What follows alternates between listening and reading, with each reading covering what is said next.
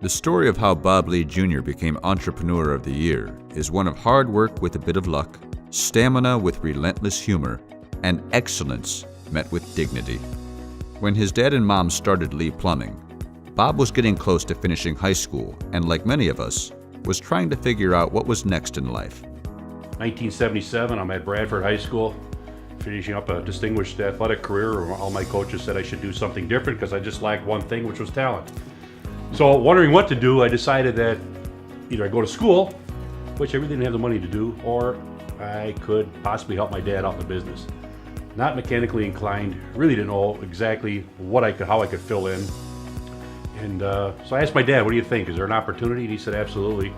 At that time, it was just himself and another gentleman named Ole Jensen. So the two of them, I came on board the day after I graduated from Mary D. Bradford. My first job, what do I do, Dad? What does a plumber do? He says, here's a shovel. I'm gonna take you down to the basement and start digging this ditch from here to there. And I'm down there in the mud. It was just, terrible conditions.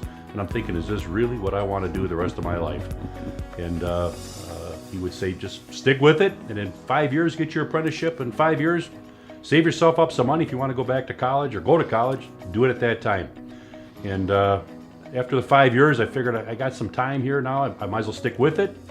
An opportunity came up for my dad to buy a minor league franchise out of Wisconsin Rapids. Moved it to Kenosha Twins, which became a Class A affiliate of the Minnesota Twins.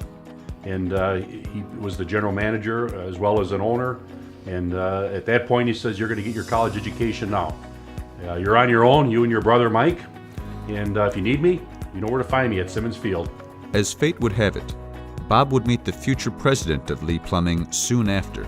It's kind of ironic. Dave Gallo, who I first met, was working for my dad at the Kenosha Twins. He was a beer hawk sales guy, whatever it was. You were selling cooking, you were selling programs, souvenirs, whatever needed to be done. That's right. You were all over the place. That's how I first met you. I said, look at that skinny guy over there, and that's a long time. It was, and I remember that. And then how ironic it is that all these years later, how instrumental you are in this company. Growth wasn't guaranteed, and Bob and his team worked hard to get new bids to keep the company growing. It is very humbling as a start goes. You start out at ground zero. And I remember my dad, what he would always do at that time too, is he just asked for an opportunity. You go to, at that time, Kenosha was heavy industrial. So the places you wanted to work in would have been American Motors, McWhite, American Brass, that type of thing. All of which they're gone these days. And so you would go and you just knock on doors and just ask that engineer if it could just be an opportunity to do some work. We don't need to be the go-to guy. Let us be the second, third, or fourth call. We'll earn our way. We'll work our way up. Home Depots and all these big box stores are all doing plumbing work and electric work and stuff. You got to compete against them. So we are constantly trying to change things up and do it not only the right way, but the most cost-effective way and what's best for the customer, I guess. That's the way. Lee Plumbing would eventually become Lee Plumbing, Heating, Cooling, and Electric. And with diversification came employee growth as well, from only a handful of employees in the late 1980s to nearly 40 full-time employees today.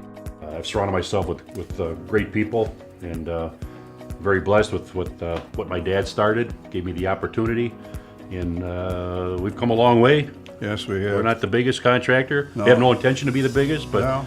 just it's quality, integrity. When I hire people, I tell them it's the number one thing is faith. After that, it's family. Then it becomes work. And you just show up every day, work hard, do your best, be safe, and the rest will figure itself out. While this award may sit nicely on your display at the office, we're sure the words of a proud father mean even more. We were both so very proud and still are very proud of what has become of our small business starting out in the basement. So now, like we always said, here when I dug the basement and put the foundation in, and Bob here has taken it to the next 3 floors. It's very, very heartwarming, and we're very proud of what he has done with our company, and there's no one could match it in our family, but what he did is really a wonderful thing, and we're very proud of him.